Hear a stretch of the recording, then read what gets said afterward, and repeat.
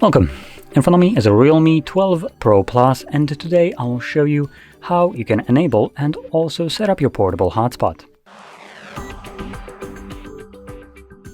So to get started, let's pull down our notifications by swiping down from the top of the screen and then swipe down once again to extend the list of visible toggles. Now on one of the pages we should have a hotspot toggle. If it's not visible in the first one, you can swipe to the left to see additional pages.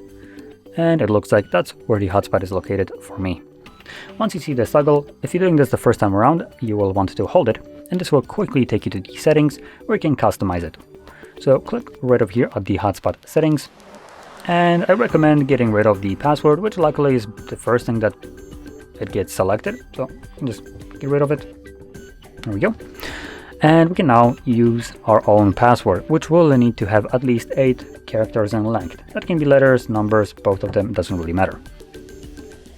And from there, make sure you tap on save to actually save the changes. Now going a little bit further down, there we go, get rid of the keyboard. We have things like also security, which I recommend keeping as it is, AP band, which I also recommend keeping as it is if you don't know what it is, hide hotspot, which I wouldn't recommend using enabling that, as it would just hide it from being visible in the list, and you'd have to manually add it by typing in the name and the password, and assuming everything is correct, it should connect. And lastly, we have the use Wi-Fi 6, which you can enable. I believe it shouldn't change anything, but if it does and the device doesn't support it that you'll be connecting to this hotspot with, then it might not see your hotspot at all. In this case, just go back here and disable that. It's the same reason why I recommend keeping the AP band as it is, because by default it will work with basically any device that has any kind of network connectivity. If you change it to anything else, that might not be always the case. So let's select save right here. And once everything is set up, you can enable and disable your hotspot quickly by finding the toggle once more, and this time around just simply tapping on it.